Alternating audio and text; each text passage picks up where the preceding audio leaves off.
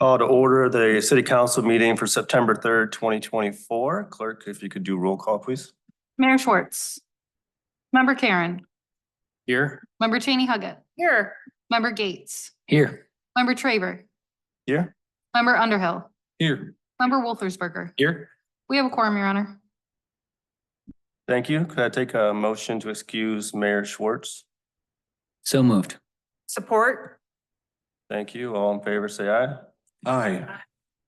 No, same sign. Motion passes.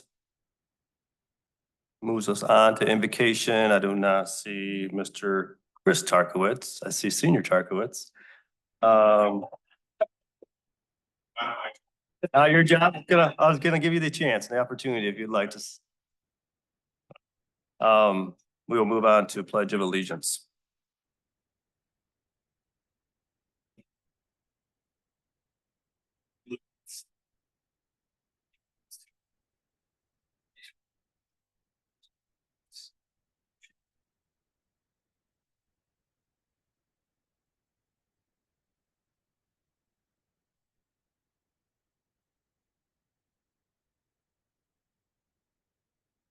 Next, I'll look for the approval of tonight's agenda, which includes 6 public comment on agenda items, 7 our consent agenda, which includes our city minutes, city council minutes for regular session August 19th, and our city bills purchases on 8/16, 8/23, and 8/26 for a total of $2,360,105.83. Presentations and recognitions under number 8 from Ride Calhoun. Number 9, we have nothing under informational items tonight. No public hearings tonight under 10, no old business. Under reports and recommendations, number 12. 12A, we have major campus water and sewer infrastructure improvements, memorandum of understanding with MEDA. Followed by B, FiberNet technical support services agreement, followed by C, city prosecuting attorney agreement, and D, patrol vehicle purchase for the police department. E, Institute for Responsive Government Election Grant. And then we have, that moves us to 14, public comment on non-agenda items, followed by council and manager communications before we adjourn. I'll move approval of the agenda as presented. Support. Motion and support. Can I get a roll call vote, please? Member Cheney Huggett. Yes. Member Gates. Yes. Yes. Member Underhill. Yes. Member Wolfersberger. Yes. Member Karen. Yes. Motion carries, Your Honor. Thank you. That brings us to public comment on agenda items.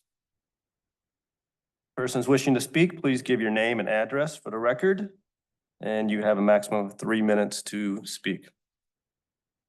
Have anybody? Mr. Adams.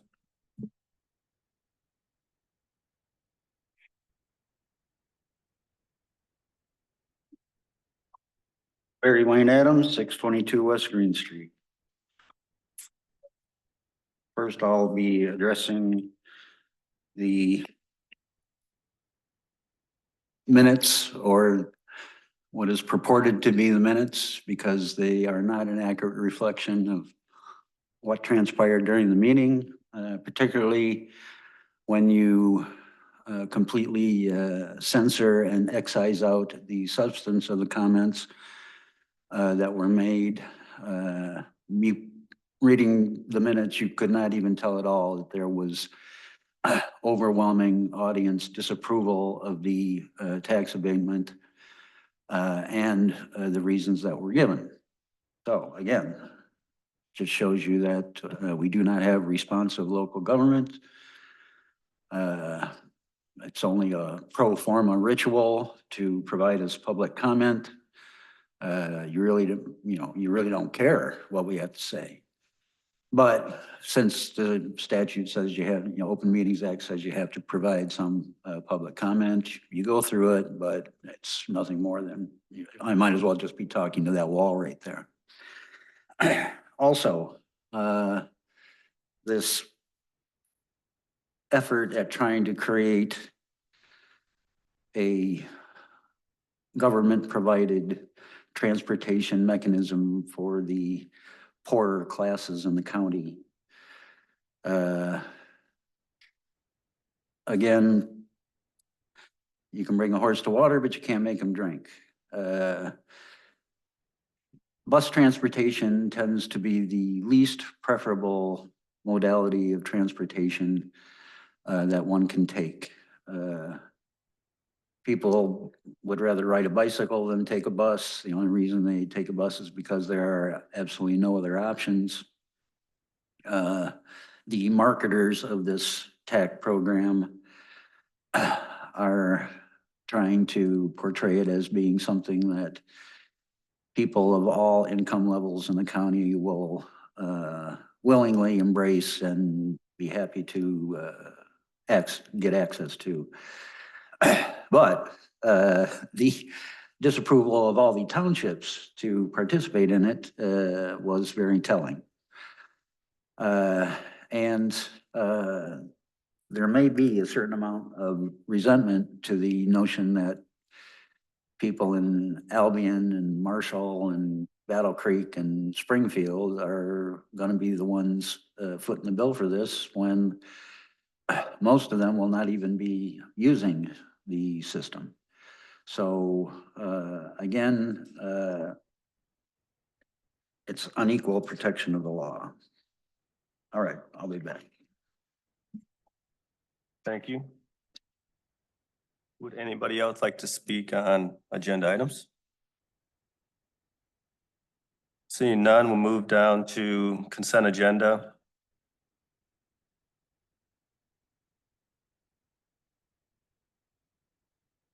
Our city council minutes for regular session, August 19, 2024. Our city bills purchases on 8/16/2024 for $492,941.03. Purchases on 8/23/24 in the amount of $1,797,334.81.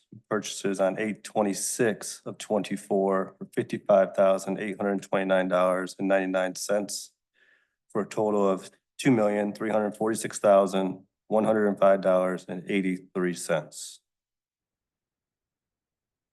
I move we approve the consent agenda as presented. Support. Motion and a support. I'll take roll call, please. Member Traver, Yes. Member Underhill, Yes. Member Wolfersberger, Yes. Member Karen, Yes. Member Cheney Huggett, Yes. Member Gates. Yes. Motion carries, Your Honor. Thank you. That brings us to number 8, presentations and recognitions. We have Ride Calhoun and the Transportation Authority of Calhoun County here to make a presentation. Mr. Tarkowitz, Mr. Stewart, floor is yours. Thank you.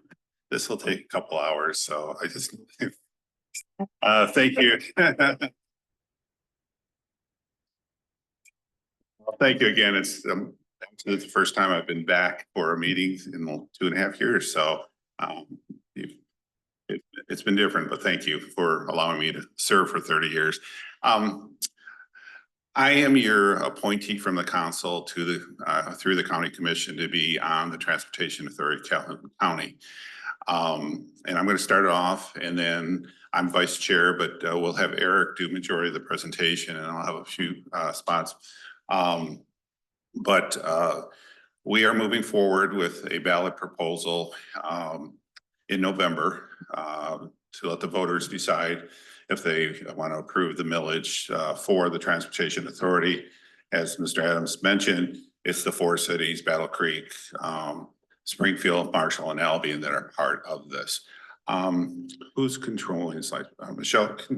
Okay, and this is the point where I turn it over, and as Jacob heard me once say, Eric is a more dynamic speaker than I am. And so, and he then agreed later on with that. So I'd like to introduce Eric Stewart, who is chair of the Transportation Authority of Calhoun County. And I'm going to let him go, and then he's going to turn it over to me a little bit. I would assume by your reactions that his tenure went well over the past 30 years. That was helpful. Thank you very much, Tom. No, thank you very much, council members, for inviting us and allowing us to articulate the direction that we're going. We appreciate your interest and participation, and we welcome all types of input from all over the county. Basically, what I want to do is introduce Ride Calhoun. We're known as the Transportation Authority of Calhoun County, but our moniker will be Ride Calhoun.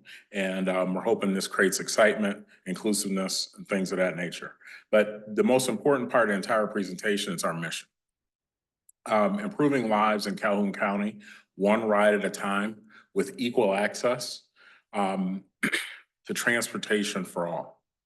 And that's segmented out for a reason. You know, socioeconomics, where you live, things of that nature should not inhibit you from living in Albion and working in Fort Custer. We should have an adequate system that allows human beings to get from A to B to work, live, play, share, educate, what have you. That's what this is about, that essence. Most people hear transportation, they think big buses, bus stops, things of that nature. This transcends that. This is humanity, human decency, and a human right of mobility. The TAC board, let's talk about who's responsible. Out of all of these folks here, they represent all different parts of the community. You'll recognize some of them. Albion, Battle Creek, the county is represented through Dr. Paul Watson from KCC. We have Battle Creek City Commissioners, and then Rep. Amy Evans from Springfield. It's kind of cool that each one of these represents some type of municipal stake or background or what have you. I often look back and go, why was I asked to be here? I'm a former entrepreneur and I run several businesses now and things of that nature. And I'm like, okay. It's just different, but it almost is a lot like starting up a startup business. And you're thinking about crafting something that fits every associate, the people that'll be using your products, and what does it do for the environment? This is a lot like that, and that's what's cool about it to me. So right place at the right time. And I have a great team around me that adds a lot of nuance and what have you, and they keep me from getting in trouble because I'm always going to try. So we'll see what we got. How do we get here? Let's talk about a little bit of the past. Not that that's a part of the strategy going forward, but you do have to understand where you came from. As we know, transportation was kind of fragmented before. We had multiple providers with no coordination. There were two basic types. There was a publicly funded transportation system. Some of those you recognize with the Battle Creek City Transit, the BC Go, the Marshall Dial-A-Ride, and what have you. They kind of got you around the county. We'll talk about that piece in a little bit. Then there's the privately funded operators that served a purpose, and they were kind of fragmented as well. Some of these are private operators and what have you that take rides by calls and what have you. Some of them work through different organizations, but the important part is there was no synergy between all of those providers and what have you, which left a big hole for inefficiencies. We talked about other public providers in Calhoun County. Some of those are linked to seniors, disabled, residents of programs and participants, and then they're funded by senior millages, local grants, different philanthropic pieces and what have you. That fragments us even further. So one thing, if you remember, we started by this transportation study. One of the first things that the TAC did was we took into account some of the feedback from the transportation study, but that didn't build on the strategy. We started our strategy as a whole new piece.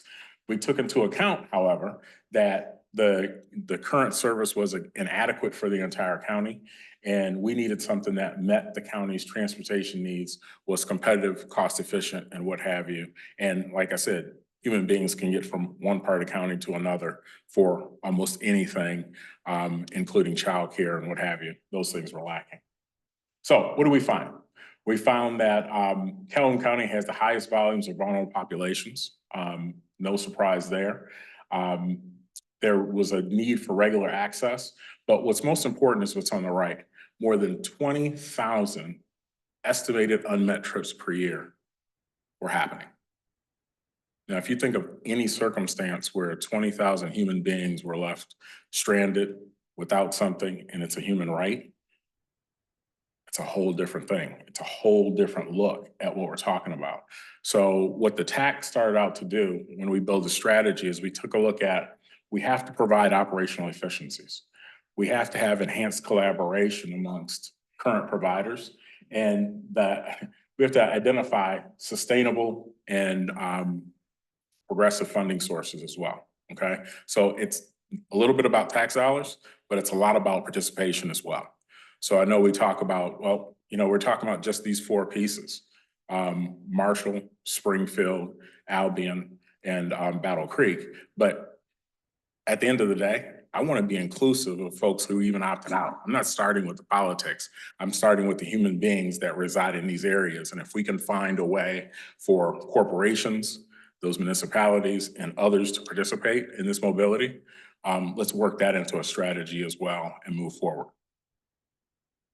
If you can remember, we had a pilot program with BC Go. Those things are still running. But we found that the demand far exceeded the capacity across the county. That was a problem. We were only meeting like 21, less than 25% of the demand. That's unacceptable. It created this mystique of inefficiency as well as, man, this service just doesn't get what we need. Sometimes you had to reserve a ride 4 weeks out just to make sure that you were there. Nobody can go grocery shopping or get to their appointment based on that consistently. There's an opportunity to fill this gap though, and what's next is going to be kind of neat. So the future of transportation in Calhoun County really relies on what I said, improving the lives of Calhoun County one ride at a time with equal access to transportation for all. I can't stop saying that enough because that's the beginning of the strategy and that's the beginning of what we're talking about. We talked about our service area. I won't go over that again. But what we have is we have monikered 3 different methods of mobility for you. We talk about when people think about transportation, they think about big buses that hold 40 people or what have you. We're not talking about just that. There's a need for that strategically in certain areas. But what we'll have is we'll have a mix of 3 services across the county based on the need, based on the data, based on the efficiency. So fixed route service would be called the MAX. That would be what you consider your big buses and what have you. Those will run where the greatest needs are to build into that efficiency. In the future, we won't necessarily see consistently 4 people on a 40-person bus. That is totally inefficient and it's a total waste of money. Paratransit, it will be called the MOVE.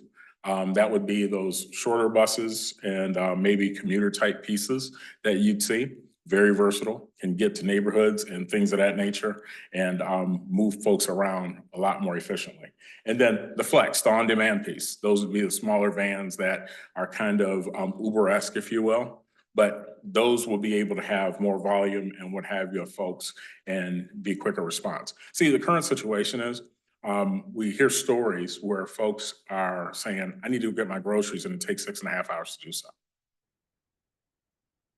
You shouldn't have to go through that. With our new systems, we can bake that down to a reasonable area and you're traveling in these satellite routes within the areas based on demand, based on time of day, and based on efficiency. It's worth noting we actually looked at numbers and statistics. And what we found out were that, home values can increase in areas where you have a robust transportation system and by 4% to 24%. I didn't know that, but one thing that was shocking to me is for every dollar spent on transit brings about $5 inadvertently into communities and what have you.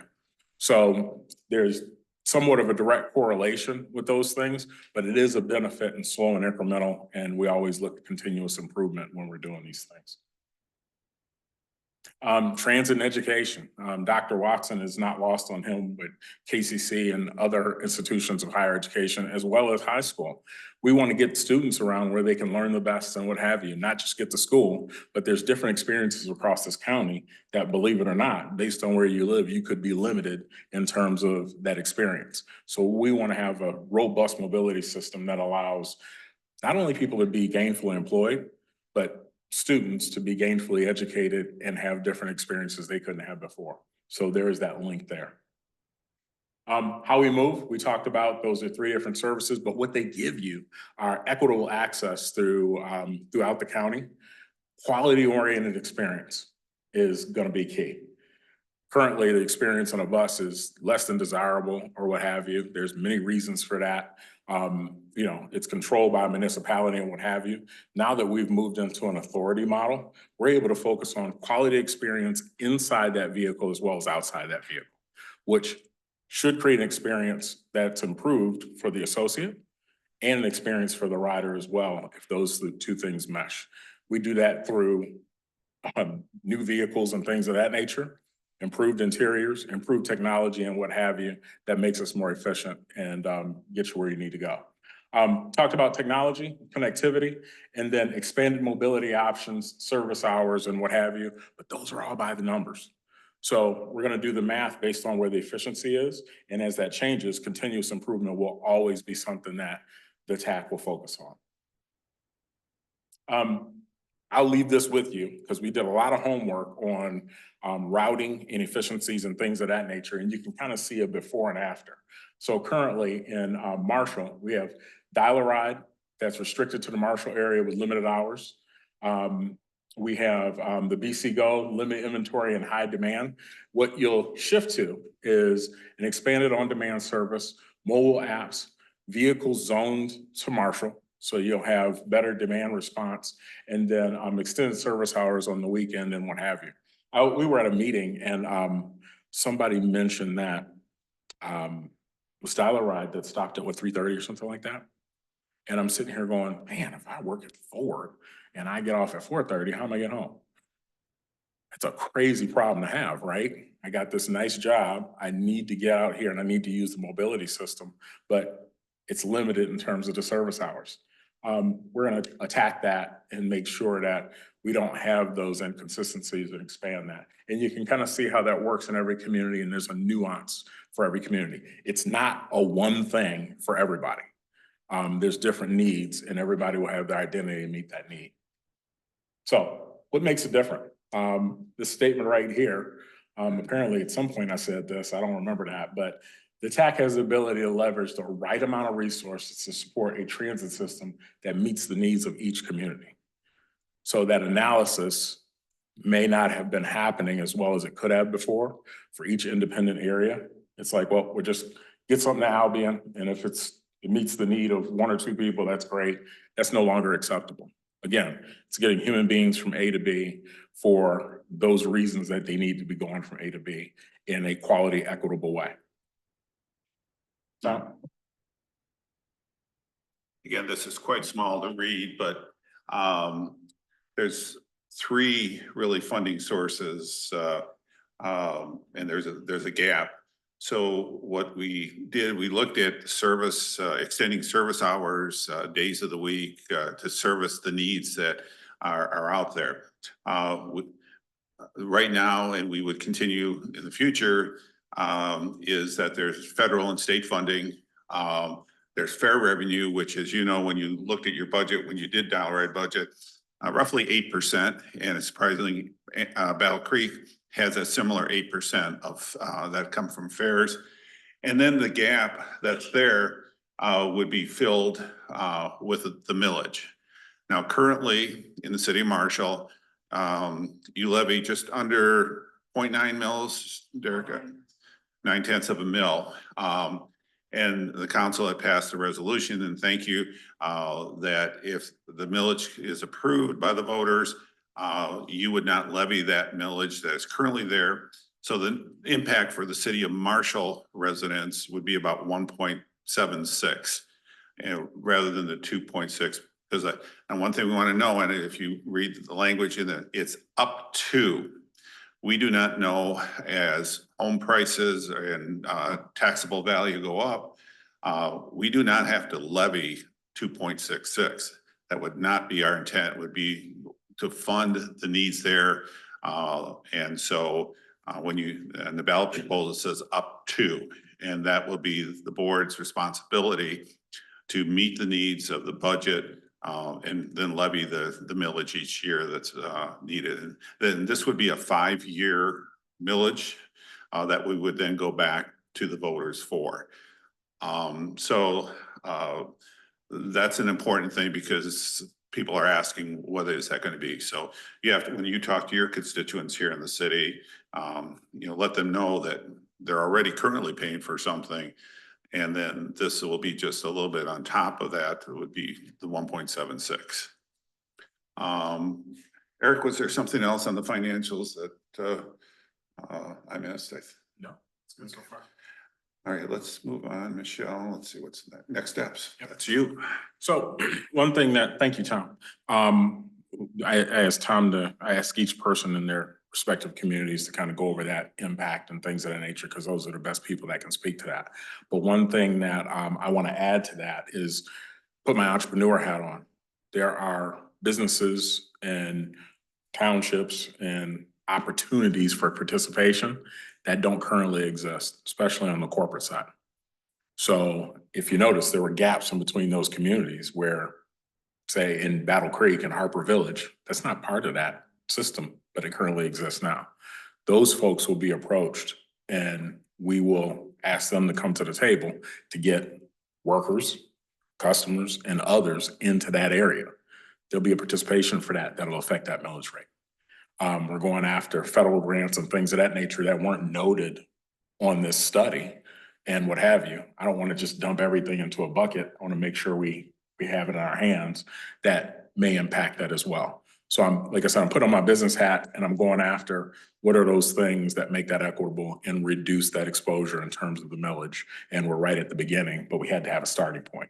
So keep in mind, my big thing is always continuous improvement because I'm a manufacturing guy. But at the end of the day, we want to make sure we affect change on that and make that as low as possible. That's the goal for the TAC. Next up, building TAC resources. We continue to, finances are a part of that, but new ideas and passion and what have you are a part of moving that forward. And like I said, all input is welcome. And I love radical ideas in terms of being able to solve problems and what have you. So hearing those things of, I had this and I didn't have that, and this is my problem I have. We talk about those things. And if we can solve those for human beings, you'll create a better system at the end of the day. Now, I'm not so naive to say that I can solve all problems or anything like that. I'm just the chair of the TAC. But it's my goal to meet that mission and make that equitable and provide that transportation across the systems in this county. Next, expand mobility relationships. We talked about that. People that aren't participating, figure out a way for them to participate if they want to. If you don't want to, that's fine. But at the end of the day, we want to make sure everybody that wants a ride has access to a ride in one form or fashion. And then continued service planning and board discussion. We're always thinking about this presentation isn't the end of the road. The next iterations will come after the millage and in the future and 4 years from now. I'm hoping to see a more robust systems with things that we didn't consider today that are considered that make it really slick. And it's not just colors and things of that nature, although I appreciate that. It is really service we can be proud of and move us around. Because guess what? I'm the board chair of the TAC. I'm also the board chair of BCU. And I kind of have purview into the economic development that's happening and things of that nature. You can't have progressive economic development. I'm not talking about just companies coming here like Ford. I'm talking about people moving here, families moving here, seniors thriving without a mobility system that accompanies the transit systems that we have now with the roads and things of that nature. So making that robust, making that adequate just feeds into the economy and builds those efficiencies for greater expansion of economic development. As Tom said, November 5th is the millage. We plan on being successful and what have you, and we plan on delivering a service we can all be proud of. The next one is I'm proud to say that effective September 1st, our Ride Calhoun website went live, and Michelle has worked out the city's connection to that. But you can see all of our information about when the meetings occur, what's going on, upcoming presentations, all types of neat little things will be on that website. And it's something we're pretty proud of that turned a corner pretty quickly in terms of open communication with the public and what have you. So based on that, I want to thank you. And like I said, we're pretty excited about having something in some communities that they didn't have, having expanded services in this community and others that they did have things, and continuous improvement is always a good thing, in my opinion. Questions? Actually, do have a question. Looks like fares are estimated somewhere around 6-7%. Is that a requirement? Was that just how'd you come out with the number of? I would say that it's early. We had to have, based on the director's input and what have you, we had to say, okay, based on this budget here, this is about what we have now, where we can predict fares would be. But we still have to attack that, because after the millage and all of that input comes in and what have you, that fare will be scaled down to be as equitable as possible. So I don't want to get hung up on a number, if you know what I'm saying, and then have you later go, wow, it's at 7%, or it's at 4%, or what have you.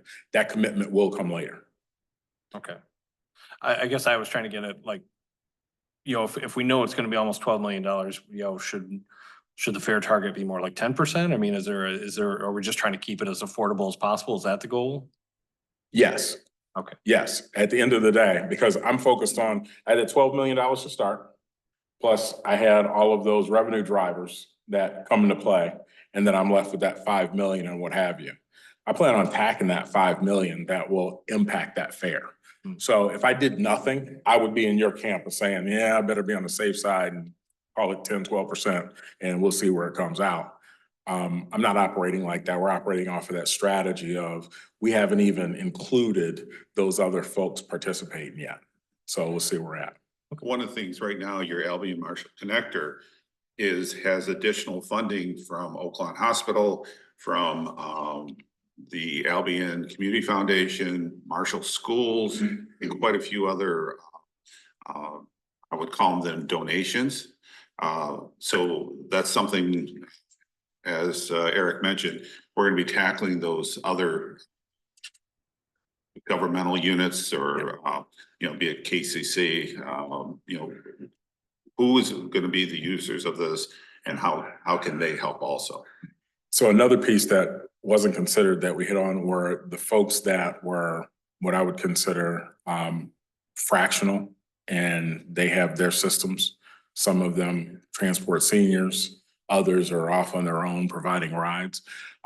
There's a technology in place going today and going forward where we can include them in the routing and build routes that move people from A to B, that reduce that efficiency and what have you, in the same system. So if you can imagine for instance, a CIR or another private Battle Buddies or what have you, they're in the Ride Calhoun system, and we know where their folks are, and they've already set up the pickups. But at the same time, we also need you to go here and pick up these other folks too, and we can work the dollars out. So not only am I saving cost in vehicles and gas and time and what have you, I'm providing a broader experience, which will affect that fare rate. And I can't calculate that right now, because I'm still wanting to talk to those senior services and those other providers. There's folks out there that are privately on Facebook Marketplace going, I'll give you $5 to take you to work. And there's even room for those folks to participate in a quality, unified way.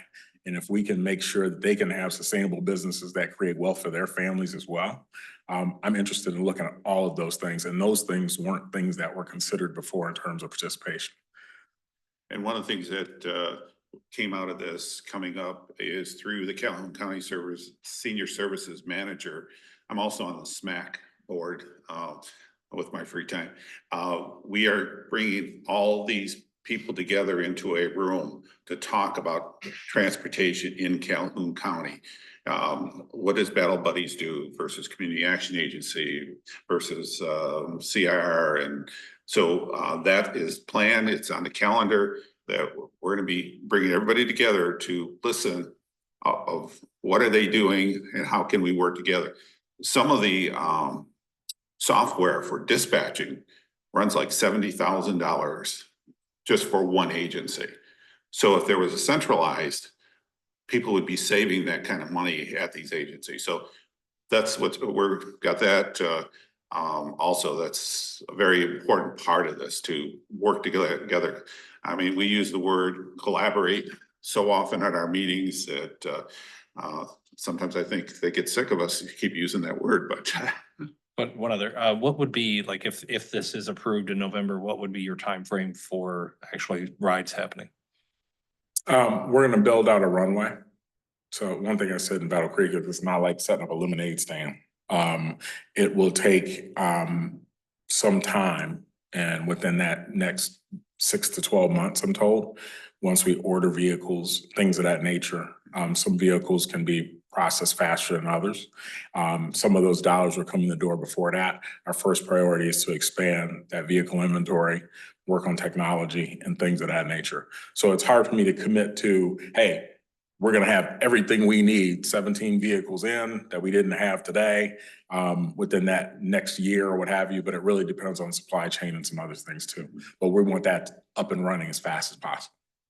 Thank you. and the supply chain is very important. Is I still look at your agendas and, look, when you were ordering bucket trucks for the electric department, you were looking years for delivery. So by working together, we're already providing these services. Now we just need to have them work together rather than having three separate between the communities. So that'll be some of the first steps. And keep in mind, the longest inventory constraint we have on the big buses, we're not talking about those. We're talking about smaller vehicles and things of that nature. So those all have different lead times to them. And I think we can react a lot faster and build those efficiencies as we go with what we have. So it'll be kind of slick. And one thing we're very fortunate on the, I think, second slide, Linda Morrison, who is the retired Battle Creek finance director. So we have somebody who understands financial governmental accounting, which is different than what's in the private sector. And Do you so have to understand that too? I understand it. Okay, all But right. we got Linda there. I mean, the selection of the people really worked out well, and you never knew throwing 4 or 5 people who have never, or 7 people who never really have met each other until, we meet in this room, and it's really gelled together. And there's steps that we're still doing. I mean, we had to create many policies to just get going as a governmental authority. Good. I had a quick question. First of all, thank you both for your work on this. I think it's a really important project. My question is logistically, how would it happen if, say, Springfield doesn't pass the millage, but the other 3 do? What would happen in that case? Yeah. When the authority was formed by Calhoun County, the 4 cities now are combined into one. So it's the total vote. So a community like Springfield, using your example, had more negative votes.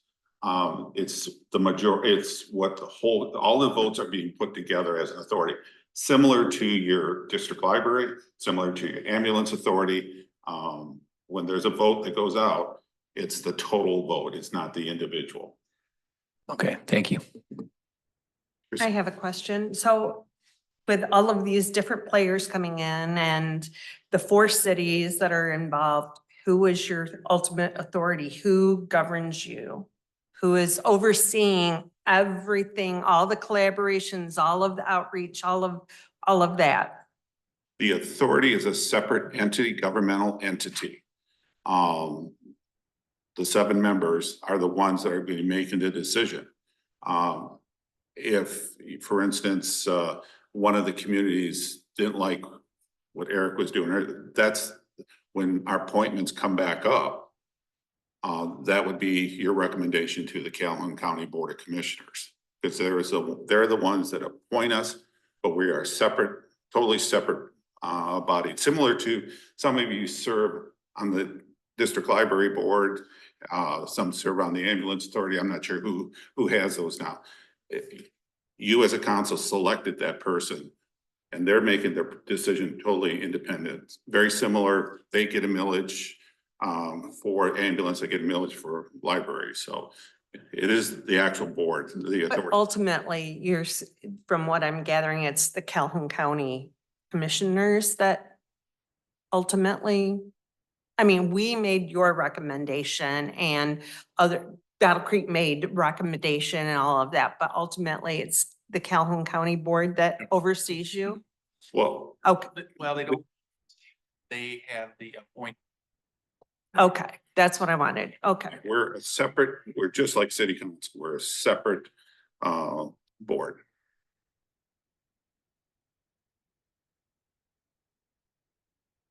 Any other questions?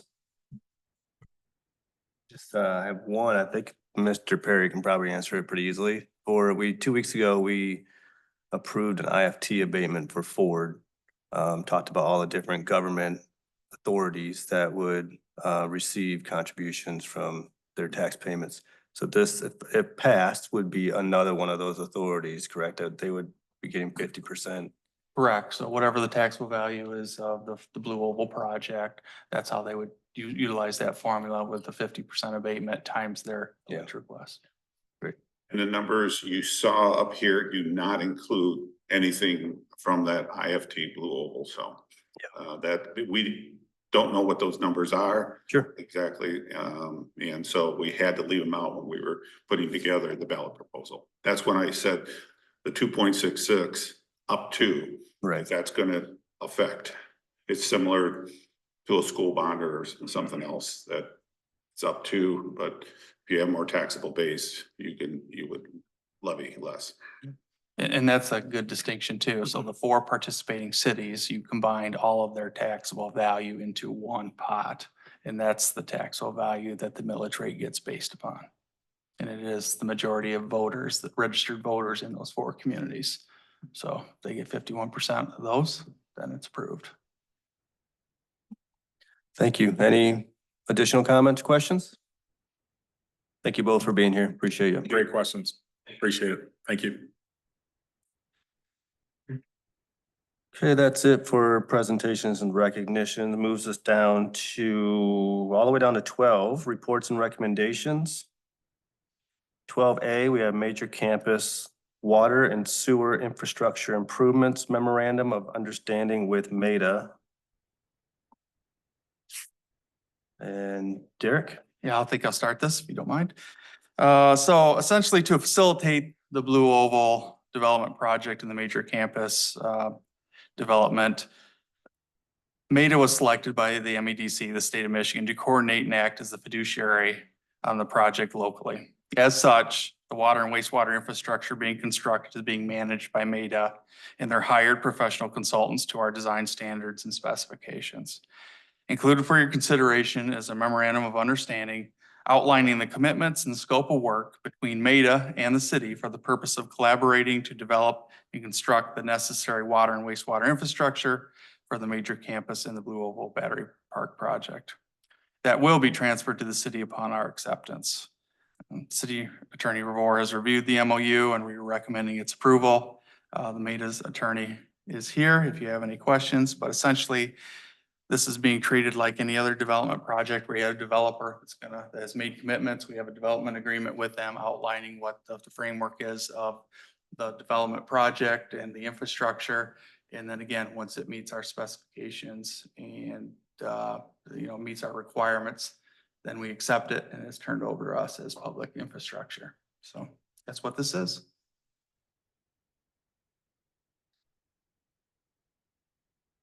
Okay, thank you. Any questions from council?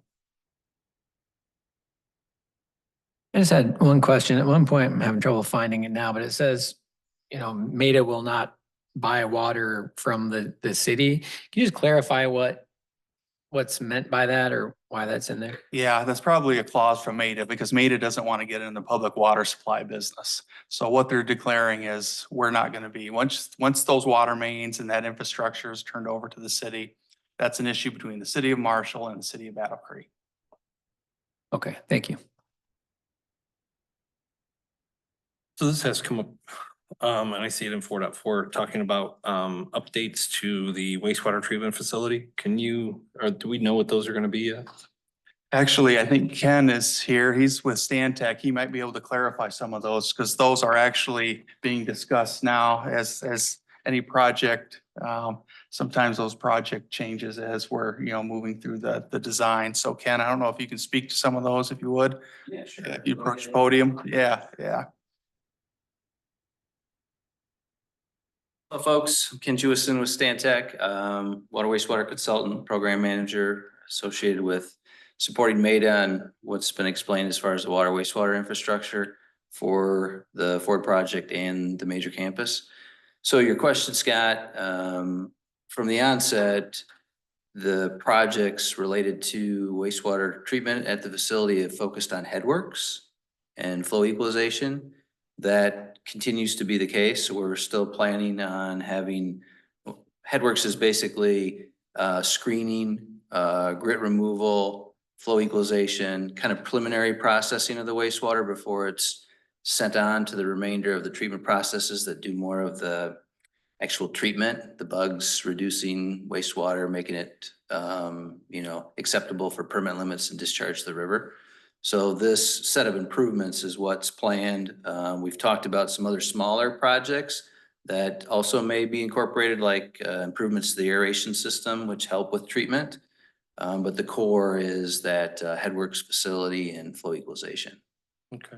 Are any of the, I know we've done some rebuilding of clarifiers and such in recent years. I was just wondering if any of that, I guess more than anything, I'm wondering, are we doing this within the footprint of our existing wastewater facility? Yes, it would be right within the same footprint of the facility. And then another important aspect of it is that it's a high need for the existing facility due to the age of that type of a process. So it's kind of a priority improvement that's been on the city's capital improvement program for years.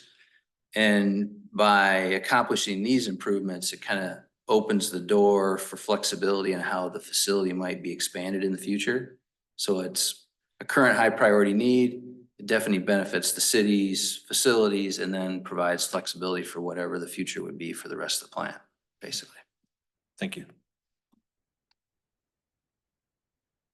And again, these would be improvements, as mentioned, that would be on our CIP that our wastewater utility ratepayers would have had to pay for if it were not for this project coming forward. So now the state of Michigan is providing those funds to do that. So there's a benefit to our ratepayers essentially.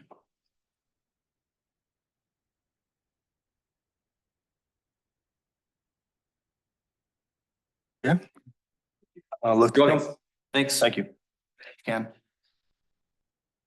I'd love to take a motion to approve the memorandum of understanding regarding water, sewer, water treatment plant infrastructure improvement between the Marshall Area Economic Development Alliance and the City of Marshall in substantial form, and authorize city manager and city clerk to sign the necessary documents. So move. Support.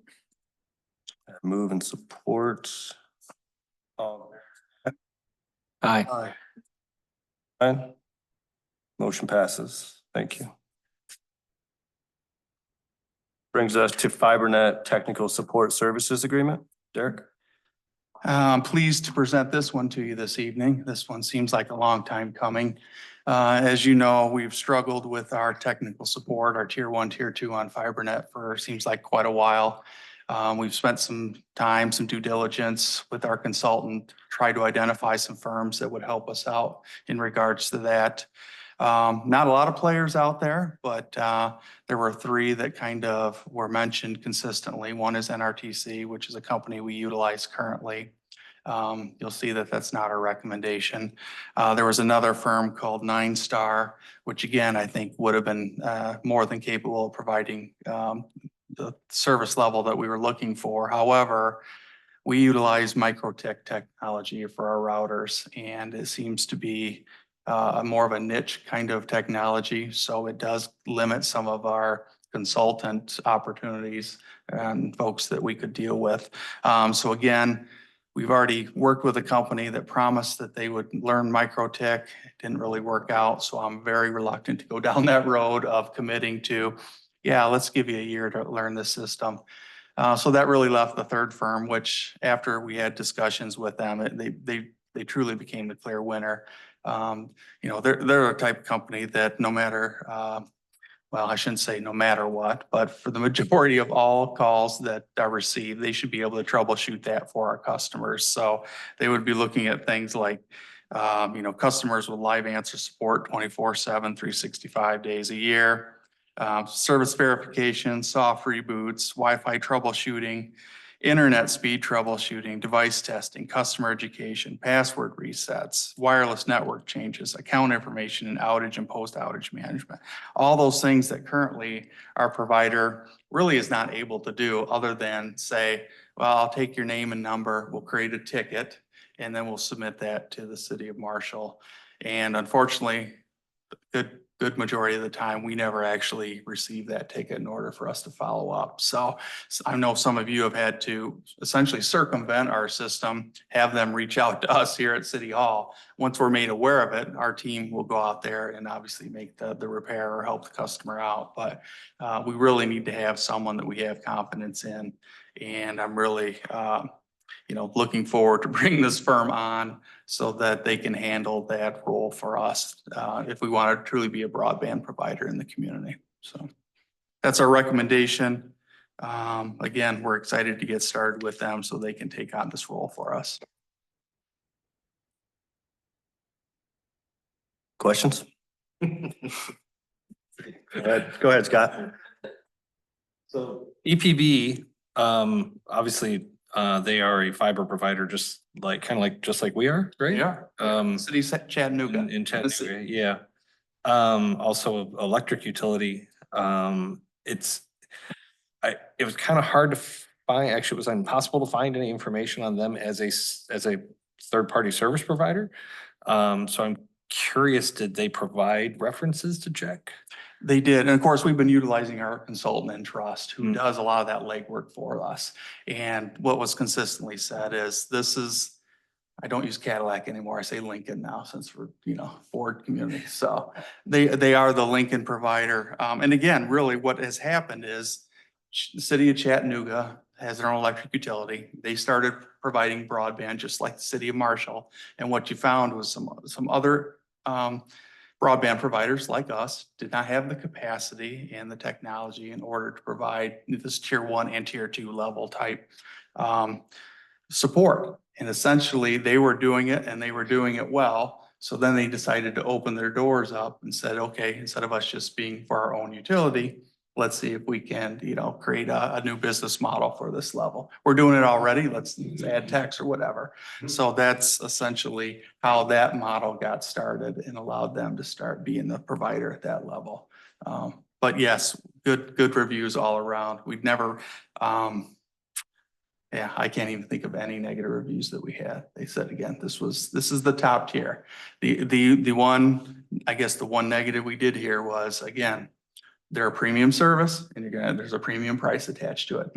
If that is your number one concern, then you may want to look somewhere else. Well, But I mean, it's a concern of ours too, right? Yeah. We don't ever want to overpay for our service, but at the same time, they really, I think, would be the one that we need to go with in order for us to, again. As you mentioned, we've struggled with some providers, so having some premium service would be a nice change. Absolutely. No, it's intriguing there, especially with the University of Tennessee right there and the research corridor they have down there. It's very intriguing. So no, it'll be interesting. And do we know, is there actual call center physically located there? So will be It only is. people who are in Tennessee. Yes, it's located in Tennessee. Yes. Okay, great. My question is, cost to the consumer. What's it gonna do to my bill? Yeah, so at this point, we're not anticipating an increase in that. As you know, when we adopted the budget, fiscal year 25 budget, FiberNet had was the revenues over expenses was about $300,000. It obviously will eat into that, but again, we're not looking at expenses exceeding revenue. So there's no push, no pressure to do a rate increase. Yeah, I think at some point we need to evaluate that too, because again, when we get to the marketing piece, you'll see that there's some other providers that are coming into the community and potentially offering some deals. Some of those get you on the hook deals. Right. I will remind people you need to look at the total cost of that because they have an introduction price. And then they charge you for their router and they'll charge you for the install. We're one price for all of that, so. But again, our value is starting to get tarnished, and that's why we need to move forward with some of these premium providers in order for us to be able to provide that premium level of service, so. No, I've always loved my fiber net, but in the last year it's been less than, but I'm mid-tier. I'm not at the top tier for home, but I'm not at the lowest either. And I kind of like what I pay, Yeah. but compared to other sources, I don't want us to outprice ourselves either. So. In the summary, there's additionally hiring a new customer service support person as well. With that to fill a vacant position? Or would it be an additional employee that we've had? It is. So actually, when FiberNet was first created, there actually was kind of a customer service / marketing person that, again, we did multiple iterations trying to come up with the right staffing model for that. We recognize that, Monday through Friday, 8 to 5, there's still a lot of value in someone being able to pick up the phone and sign up new customers and things like that. It shouldn't be a struggle for us to sign up new customers, right? So we know that we need to do that. And the other area that we've seen down, the PSB used to have a customer service representative too. That went away maybe a couple years ago. So this is an opportunity maybe us to combine some of these areas where we need some more staffing into one person to try to help with that. And the reason we looked at PSB is with the public services too, is our communication, right? Project communication. It's critical that we do a 5-star effort on that. So this person would also be able to help with some of that too. So again, hopefully some of that social media marketing, some of the communication pieces like on the parking lot, right? When South Jefferson was going to be opened up, we should have been pushing that out there, right? We just, again, don't have the capacity right now. So this is trying to, bring some of that all together and move forward with that. So that's the goal of that. So what all will this new employee's duties include then? So it would be the FiberNet and then Department of Public Works, Public Services, basically communication, answering the phone. So if again, you want to, let's say you're interested in getting a tree planted in your tree lawn, right? Currently right now, I'm not, you may get the Public Works or what we would do is we identify one phone number for that person to call that would light up and we would know that's a Public Services call. They would also have the phone that would light up for the FiberNet call. So they would know which line is lighting up and then they could be able to take that call from someone. Again, someone says, hey, I moved to town. I want to sign up for FiberNet.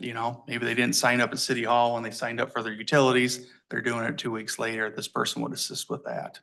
And then once they're signed up, 30 days later, they're gaming at 2 a.m. and for whatever reason, they see the circle spinning or packets are dropping or whatever the gamers say they're having struggles with, they would call that 24/7 tech support number and they would be able to walk them through to say, hey, maybe you need to reboot your router, or they would be able to check the speeds and do all of those things to help that person get back playing Fortnite or whatever they're doing, right? So versus putting in a ticket, waiting for us to respond the following day. And also sales of new service, they would take calls for new service as well? Absolutely. Okay. So this person also will help us do a little marketing too. So when you adopted that FiberNet budget, you'll see what our marketing budget was. I'm not even sure we had $1 in there. So this person can actually try to go out there and hopefully grab us some more market share and do some strategies like that. So. Well, it sounds like this person's going to be doing about 3 jobs. We definitely better hire somebody to do it. Yeah, absolutely. Yeah. All right, I'll take a motion to approve the technical support agreement between the Electric Power Board of Chattanooga and the City of Marshall in substantial form and authorize the city manager and city clerk to sign the necessary documents. So moved. Support. Support, all in favor, say aye. Aye. No, same sign. Motion passes. Brings us to city prosecuting attorney agreement. And Yeah. Mr. Perry, once again. Yeah, this will be the last item I'll speak to, and then I'll let someone else talk for a little bit. But again, you may recall back in May of 2023, Attorney John Brundage and Attorney John Sullivan were reappointed as our prosecuting attorneys for the city. They do all the exciting work with our police department in prosecuting folks that maybe have a violation or two. As part of that, there was no update to their fee schedule. Mayor Schwartz wanted us to reach out to them to have a conversation to say, hey, let's update your agreement. You've been doing a great job for us. And that's really what's before you tonight is to upgrade that fee schedule.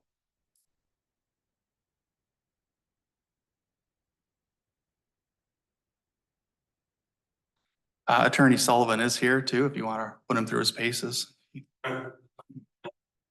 Well, if they have any questions for.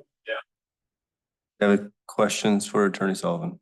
I don't have any questions for Attorney Sullivan. At least I don't think I do. The 5% annual increase, it seems unusual to me in this type of agreement with the city Yeah. to have automatic increases.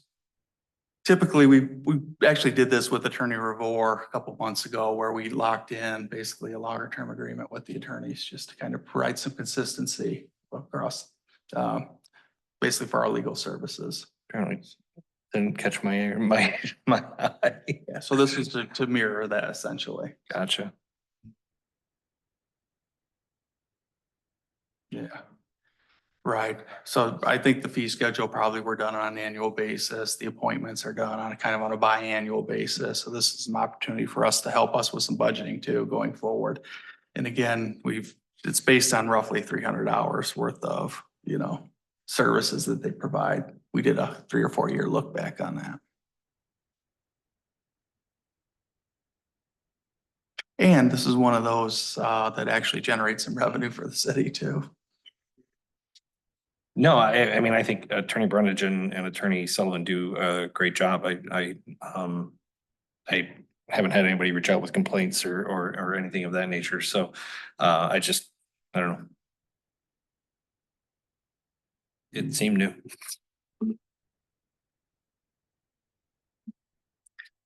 I'll take a motion to approve the updated agreement with Attorney John Brundage and Attorney John Sullivan as the city prosecuting attorneys effective September 4th, 2024, and authorize city manager and city clerk to sign the necessary documents. So moved. Support. Favor say aye. Aye. Aye. No, same sign. Motion passes. Brings us to patrol vehicle purchase for the police department. I'll let the chief of police speak to that one. Thank you, chief. All right. Good evening, everyone, to the council. Yeah, tonight, I'm here to talk about the patrol vehicle purchase for the police department. The police department planned their annual replacement of a patrol vehicle as in years past. Unit M6, our 2017 Ford Explorer Interceptor is scheduled to be replaced in this current fiscal year. As a staff, we kind of sat down and looked and conducted a review of patrol vehicle options. And we are requesting the purchase of a 2025 Ford Explorer Hybrid. Part of that decision, obviously part of that review that we looked at was looking at our fuel efficiency and cost. So we have 2 hybrids currently, Ford Explorers, and those have worked out very well for us. When we look at the numbers, which I provided in the report, you start to see, looking at I took our 2027 Explorer, regular Explorer, and took our 2021 Ford Explorer, looking at the gas receipts and looking at how much mileage we had on each vehicle and the cost of gas, and then kind of equated how much we're paying per mile, if that makes sense. So if you look in the report, you'll see that the 2021 for 2020 for last year, for 2023, the 2021 Ford Hybrid was on average 23 cents per mile. Compared to the 2017 regular Ford Explorer, which was 49 cents per mile. I also did that for kind of looking at the first 6 months of this year. looking at the hybrid vehicles, I took the two hybrid vehicles, looking at that, and it still was around 23 cents. And then I looked at the other non-hybrid vehicles, because we have two Chargers that we purchased last year for replacement vehicles. And those were 44 cents per mile looking at it. So overall, the hybrids are pretty efficient. The only, I guess with the data, when we look at that, it kind of gives us somewhat of a picture, but there's not really a control, because really, if you look at our operations, these vehicles are running, you know, the whole shift. We have an 8-hour shift, that vehicle's running because we have, you know, the modern policing, we have computers, we have camera systems, we have, you know, our internet has to be connected, we have to have all these things, you know, with our GPS, all those things have to be up and running, and if we cut the power to that vehicle, then, you know, it disrupts all those electronics. So what we find is a hybrid, you know, most of our time is idling.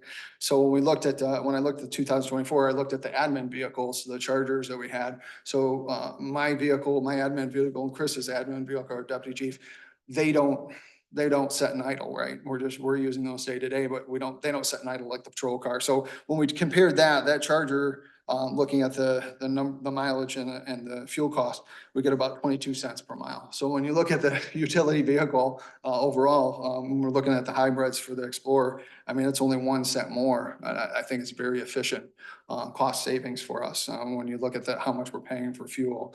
So overall, when you look at that, looking at the numbers, we typically drive a car 15 to 20,000 miles a year.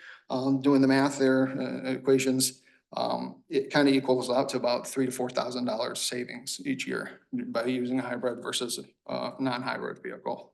So that's part of the reasons why we chose the hybrid.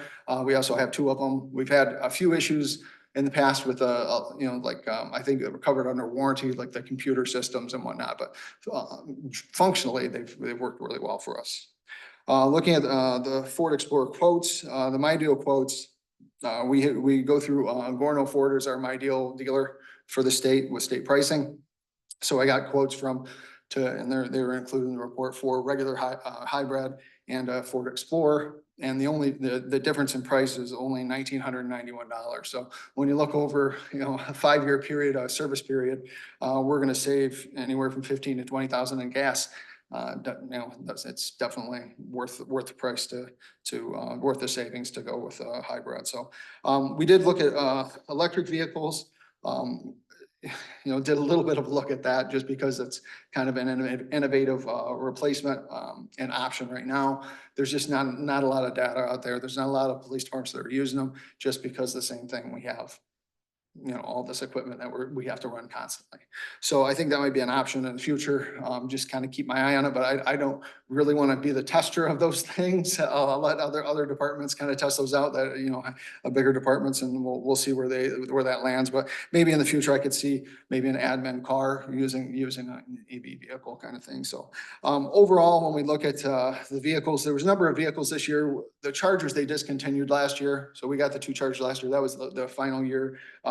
And really the only options now, you have the Durango, you have a Tahoe, and which are actually more expensive vehicals than the Explorer at this point. So motor pool, looking at the motor pool. So the police department makes annual payments to motor pool, the Internal Revenue Fund, for those, the purchase of vehicles, for the replacement of vehicles. Over the last few years, the build out amount for patrol vehicles, if you recall, we've kind of added that in our budget.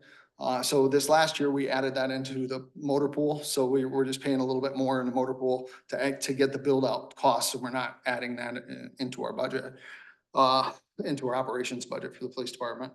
So when we look at that for this last year, motor pool had 61,000 planned for 2024 and 2025. So it's a little bit under what we're asking, what the hybrid costs.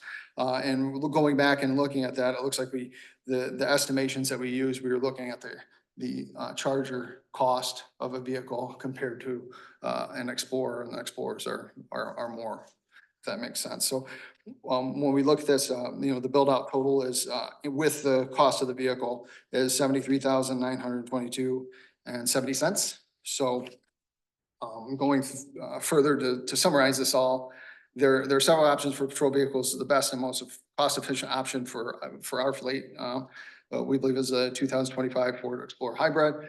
The Explorer Hybrid costs, like I said, $1,991 more, but the estimated annual savings are more. But overall, the cost is going to be more than what we budgeted for this year. So to explain the budget impact, the 2025 Ford Explorer Hybrid cost $51,989. And the build out is estimated to cost $21,933.70. For a total of $73,922.70, which we only have $61,000 budgeted for the replacement of the vehicle. Looking at it at that, the 22 or the 12,922.70 cents additional cost would be added to the quarterly budget amendment if we needed to have that for the motor pool. And I'm talking with finance. So that's how we would basically expense that. The recommendation is to approve the purchase of the 2025 Ford Explorer Interceptor Hybrid patrol vehicle and the patrol car build out for the total of $73,922.70. I don't know if there have any questions. So I know I'm sure you're gonna have many.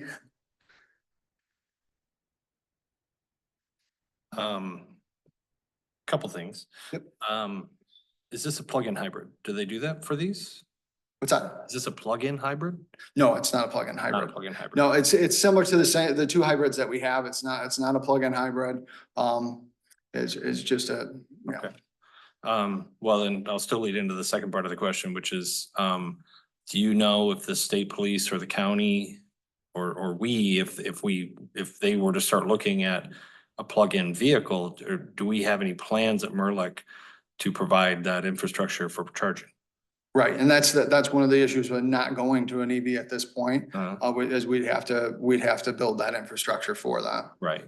Yeah. Well, and figure out how you're gonna charge How much, yes, each department and. Right. Yeah. That'll be fun. yeah, All right. exactly. How are you gonna divide that out to, Right, which yeah. department gets what charger? Oh, we would meter it. Yes. Right, but you gotta have a smart enough meter that knows. We would have sub meters too. What car is Department, plugged in. yes. Yeah, that's it. Yeah, that was another reason why we didn't want to look at the EVs at this point, because we know that it's gonna be a big transition. Any other questions for Chief? Thank you, Chief. Seeing none, take a motion to approve the purchase of the 2025 Ford Explorer Interceptor Hybrid Patrol Vehicle and Patrol Car Build Out for the total amount of $73,922.70. So moved. Support. Have a motion and support. All, please, if we could take a roll call on that one, please. Member Underhill, Yes. member Wolfersberger, Yes. member Karen, Yes. member Cheney Huggett, Yes. member Gates, Yes. member Traver. Yes, Motion carries, Your Honor. thank you. Next up, 12E, Institute for Responsive Government Election Grant. This one is for Michelle. So I was sent this grant opportunity by our neighboring Battle Creek clerk. She applied for this in 2020. It's a grant of up to $10,000 for a community of our size, strictly for election supplies. It's a great need. As I was talking with Manager Perry, we have some equipment that's kind of aging out, that's quite expensive, that we may need to end up replacing some of that. Additionally, we have some like dream items such as like fire safe cabinets and things of that line that we'd like to get, that would kind of be things that we would be able to pay for with this that wouldn't impact our individual budget. In addition to that, we would be able to use some of our stuff that we currently buy. Like I just had a $300 purchase today of new scanners because the current scanners that we have are aging out. They're not, usable technology anymore. And that we would be able to use all this toward the grant towards those expenses. Any questions? I'll move approval of the submission of the grant application to the A More Responsive Government 2024 grant program in the amount of $10,000. Support? I have a motion and support. Any discussion? Seeing none, all in favor, say aye. Aye. Same sign. Motion passes. Moves us to public comment on non-agenda items. Persons addressing council, give your name and address, and you have 2 minutes to speak. Anybody? Anyone? Nobody? Nobody wants to speak? Just kidding. Go ahead, Barry. All right, Barry Wayne Adams again.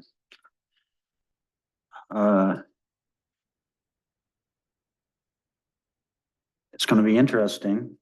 You know, you guys are putting the cart before the horse on this tax system. And I'm still trying to figure out the method of perception that tries to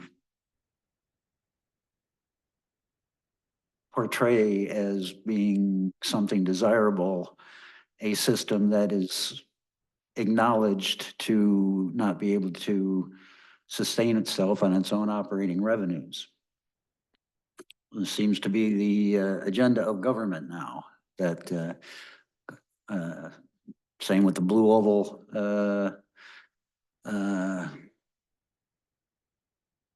the SOAR to MEDEC to MEDA, money laundering and land acquisition scheme.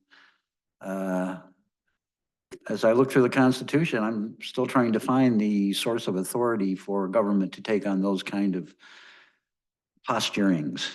You know, it's not the government's job to give us the best way to get around. It's our responsibility. It's our responsibility to figure out how we're going to make our own living. It's not the government's job to set up big factories that end up condemning future generations to, you know, mindless factory work. And there are going to be big changes coming November 5th. You know, you guys are thinking that all this stuff is going to fly through, but you already saw in the August 6th election what happened over in Marshall Township. Things are changing, and you guys better wake up to that stuff. They're already cutting down that, shutting down that Blue Oval thing down. It's not happening. Thank you. Anyone else?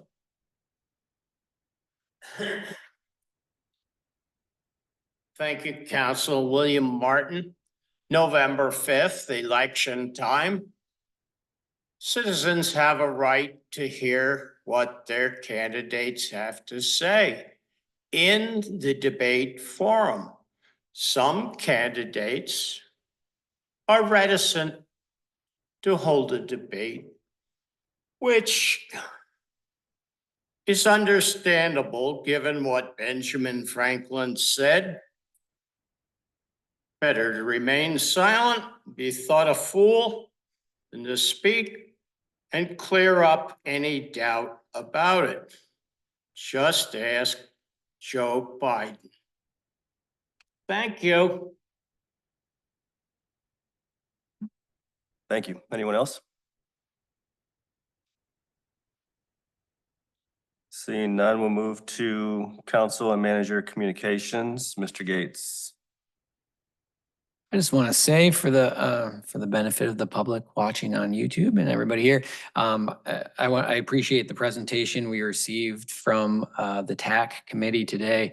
And I recognize that it's a tough ask at this time with taxes the way they are and expenses the way they are. But I would urge everybody to try to really engage their empathy as they think about the topic of transportation. Certainly I'm privileged to get in a car and go where I need to go. Most of us are privileged to be able to do that, but not everybody is.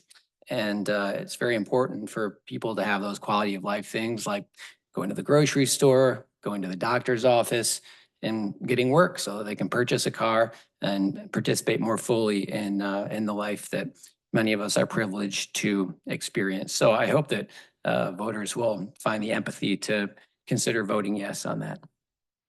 That's all from me. Thank you. Thank you, Mr. Underhill. Mr. Karen? Thank you. Mr. Wolfersberger? There's almost too much to mention about what's going on in Marshall this week. The additions to the home tour with the pub crawl and the concert down at the fountain. I think it's gonna be a big change and hopefully some exciting updates. So look forward to seeing all that. Thank you. Teresa? Nothing tonight. Thank you. City Manager? The only comment I'll make is this afternoon I went down to the River Walk in the section between South Marshall and Stewart's Landing. The majority of the demo work's been completed and they've actually started installing new piers and new footings and all that. So actually look pretty good. Excited to see that project underway. Yes. Clerk? Absentee ballot applications for the November election are going out in the mail today and tomorrow, depending on where you fell on the list. That will be the last time that we will automatically be mailing out absentee ballot applications. That list of permanent applications will be going away in November per the state. So along with the application, there was a letter explaining all your options, whether you want to start early voting, requesting an application, being put on the permanent ballot list, going and voting in person on election day. So that's all available in that letter to those on that list.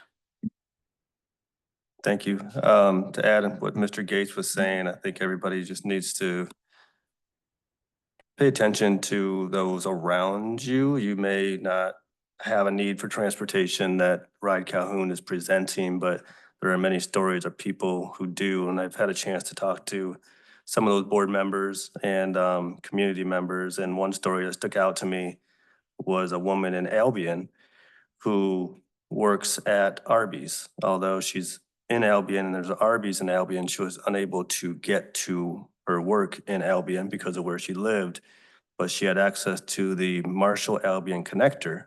So she would ride the Albion Marshall connector from Albion all the way to Marshall to work at the Marshall Arby's because she couldn't get across her own town in Albion. So just wanted to share that story. There's a lot more like that for people who struggle with transportation. So this could be something to help solve that problem for a lot of people. And also, just want to comment on the activation zones, looking really good. The parking lot behind the library and Green Street and Jefferson Street, one-way parking seems to be going pretty well. One-way traffic on Jefferson. I think there was a couple of hiccups on that curb, but overall, I've heard a lot of good things. And people at Grand River today, I think even appreciated the one-way traffic right outside of their patio versus the two-way and the cars sitting at the red light. That's kind of eliminated for them. So I'm liking to seeing all the improvement we have in our town and going to continue to see. So with that, close the meeting. We're adjourned.